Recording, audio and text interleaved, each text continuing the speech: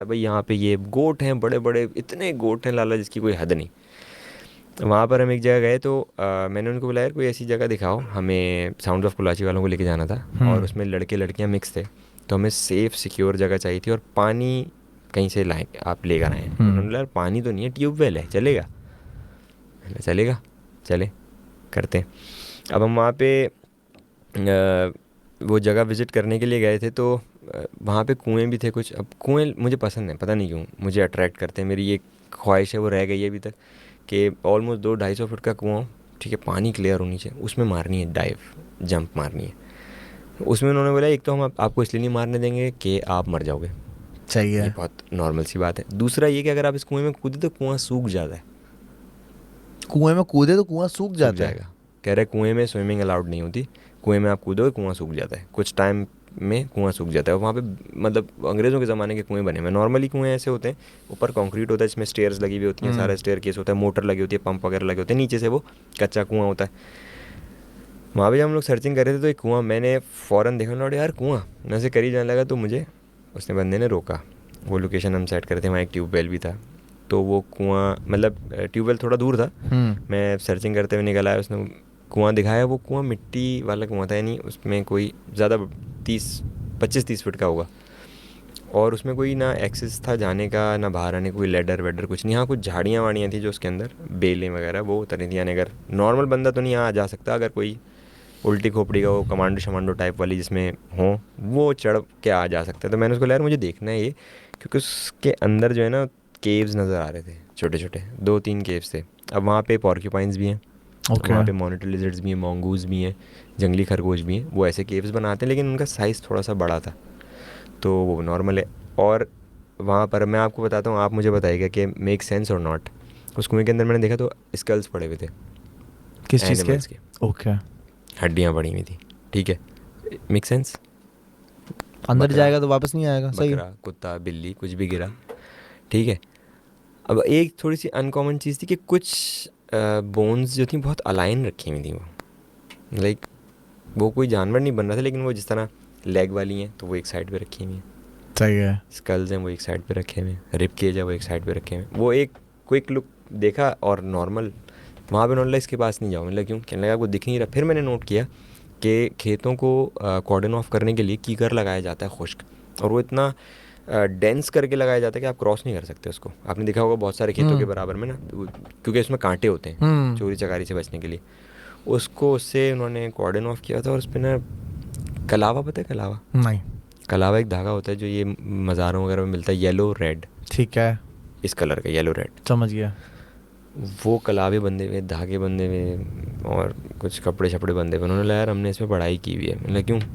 मैंने इसमें बला है। सिंधी में स्नेक्स को नाग बला कहते हैं, सही है। मॉनिटर को गो बला कहते हैं। मतलब ओके, सही है, यही तो ढूंढ रहा था मैं, यही चाहिए मुझे। उन्होंने कहा कि हण खण को भी। नहीं, हण खण क्या था? हण खंड तो लेपर्ड गेको है। लेपर्ड के को उसको भी गए। हण बला खण ही कहते हैं, भला हाँ ही कहते हाँ। हैं। तो नाग बला और गो बला। मैंने बोला इसमें कौन सी बला है भाई, जो भी है चलो निकालते हैं। मैंने अपने दोस्त को बोला कि यार जो सरदार है, मैंने, यार मुझे अंदर जाना है कुएं के। मैं, यार भाई क्यों जलील करवा रहा है, छोड़ दे, बुज़ुर्ग बैठे हैं, मना कर रहे हैं। उन्होंने मुझसे बोला कि इसमें वो वाली बला नहीं है, इसमें वो वाली बला है। मैंने कहा आ जाओ, लोकेशन बाद में बैठेंगे। मतलब अब बताएं कौन सी बला है। आपने पोल्ट्री के शेड्स वगैरह देखे होंगे, ये खेतों वाली साइड पे होते हैं, ठीक हम्म। है। और नॉर्मली सी लोकेशन क्या होती है कि खेतों के आसपास करते हैं ताकि थोड़ी सी ठंडक भी रहे। यहाँ पे पोल्ट्री हम्म। के शेड आपने देखे हैं, ठीक है। हम्म। वहीं पे ये पानी की स्टोरेज के लिए ट्यूबवेल बनाते हैं, जो कुएं से पानी सक्शन करके और वो उस ट्यूबवेल में भरता है, वहाँ से फिर ये लोग चैनल्स बना के और खेतों में छोड़ते हैं। तो ये पूरी लोकेशन थी। उन्होंने बताया कि वो वहाँ बैठे हुए थे, और वो चाचा जो हैं वो उस शेड की काफ़ी अरसे से सिक्योरिटी कर रहे हैं। तो हुआ ये कि वहाँ पर रात का टाइम था, और 2-2:30 बजे रात,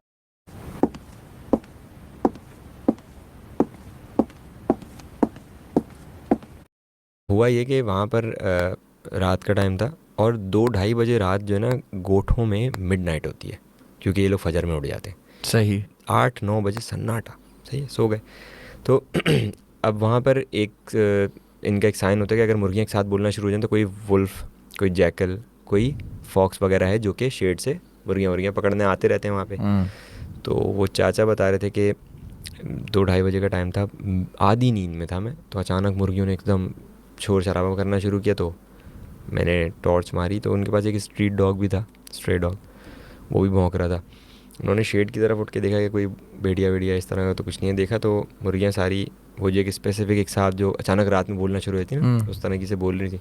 शेड को उन्होंने देखा, शेड के पास कुछ नहीं था। वहीं पे जो डॉग था वो भौंक रहा था, लेकिन वो शेड की ऑपोजिट डायरेक्शन में भौंक रहा था। वो भौंक रहा था ट्यूबवेल की तरफ। उन्होंने मुझे ट्यूबवेल भी दिखाया कि ये ट्यूबवेल था, ठीक है। वहीं उनकी चारपाई पड़ी हुई थी, उनके पास हैवी ड्यूटी टॉर्च था, बड़ा वाला। उन्होंने टॉर्च ऑन किया तो उन्होंने जो डिस्क्राइब किया ना, वो अभी भी अजीब सा हो रहा है।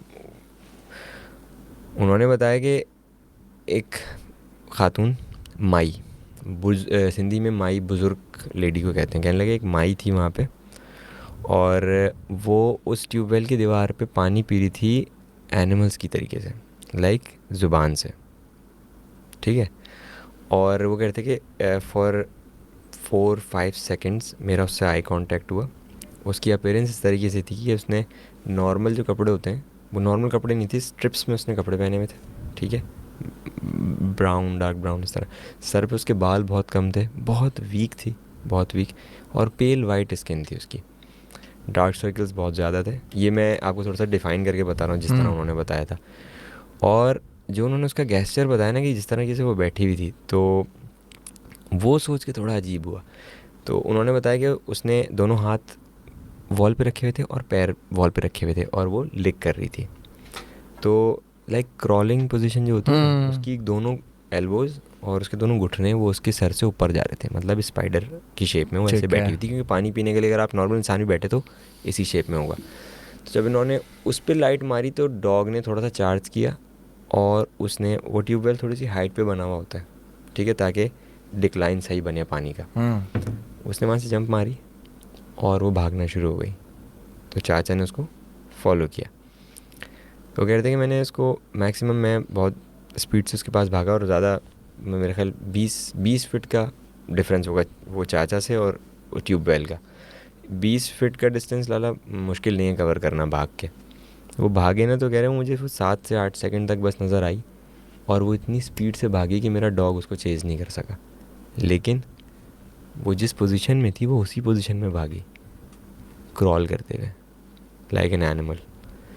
वो मतलब खड़ी नहीं हुई सीधी, और फेस उसका ज़मीन के करीब था, और वो चारों हाथ पैरों से भागती हुई, और वो भागती हुई उसी कुएं के अंदर डंप हो गई, उधर चली गई।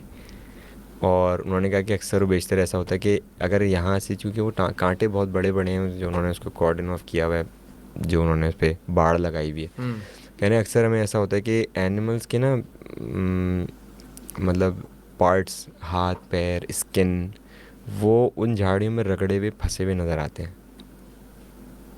लाइक कोई ड्रैग करके उनको लेके जाता है। उन्होंने बोला कि यहाँ पे हमारे बकरे बकरे मिसिंग हुए। तो अब ये उन्होंने बता दी, मैंने सुन ली, मैंने बता दिया, आपने सुन ली, लेकिन हज़म नहीं हो रहा था। तो मैंने उनसे बोला कि मुझे यहाँ पे आप एक काम करें, मेरे पास मेरा सेफ्टी वेपन है, कोई मसला नहीं है, मैं देख लूँगा, मुझे चेक करना है अंदर। नहीं जाने दिया, बहुत कोशिश की। स्टिल अगर आप अभी किसी दिन प्लान करते हैं तो मैं आपको लेके चलता हूँ, कुआं दिखाता हूँ। स्टिल वो कुआं वहाँ पे, इवन ये कि मेरी एक, जो मैं टीवी में एक शो कर रहा था, आपको याद होगा, उसमें मैं एक जगह से, जहाँ से मैंने ब्लैक कोबरा पकड़ा था ना, उसी एरिया के आसपास की वो है, ठीक है। वो कुआं अभी तक मौजूद है। और अब उन्होंने वहाँ पे कुछ, क्योंकि 2-3 इंसिडेंट्स ऐसे हुए हैं बकौल उनके, कि ऐसी रैंडमली उस सरदार की मेरे को कॉल है कि यार वो याद है तुम्हें, हमने बताया था कि वो माई वाला केस था, मिला, कह रहे वो दोबारा स्पॉट हुई है। यानी 4-5 अलग अलग जगह से वो स्टोरीज आई हैं कि वो माई स्पॉट हुई है, and she is like so fast. और देखा है सब ने, एनिमल्स लेके चली गई, ये लेके चली गई, वो लेके चली गई। वो ह्यूमन है, आई डोंट नो, वो कोई और एंटिटी है, आई डोंट नो, इतनी फास्ट समझ से बाहर है। और उन्होंने वहाँ पे जो वो थे, मुझे ये समझ में नहीं आ रहा था कि अंदर आना बाहर जाना कैसे पॉसिबल है। फिर मैंने उनसे इजाज़त ली कि आप मुझे यहाँ पे कैमरास लगाने दें। मैंने बहुत जगह सोचे GoPro ले लूँगा, कोई भी सेटिंग बना के कुछ कैमरास लगाऊँगा यहाँ पे, कि एटलीस्ट 1 दिन नहीं, 2 दिन नहीं, 4 दिन नहीं, 5 दिन नहीं, तो कहीं तो पता चले कि कुछ तो। लेकिन उन्होंने कैमरास भी लगाने नहीं दिए। उन्होंने बोला भाई ये जो भी बला है, हम जो है ना वो इसमें ना कुछ ज़्यादा शोर शराबा करते हैं, ना हम किसी को अलाउ करते हैं। अब उन्होंने ये करना शुरू कर दिया कि वो हर हफ्ते कोई भी एक गांव का बंदा रेवड़ में से एक आध बकरा ला के वो खुद ही वहाँ उस कुएं में ड्रॉप कर देते हैं, रस्सी से उतार के छोड़ देते हैं। कि अब उन्होंने ये सरेंडर कर दिया कि ये चीज़ बाहर ही ना आए, अगर कुछ है तो वहाँ रहे। और अभी मैं गया था, अब स्किल्स ज़्यादा हैं, पहले कम थे, अब वहाँ पे जो स्केलेटन्स पड़े हैं वो ज़्यादा हैं, और केव्स वहीं पे वहीं के वहीं हैं। तो वो क्यूरियोसिटी रही कि जाके देखनी है, बहुत ट्राई मारी, लेकिन वहाँ पे गांव वालों ने वो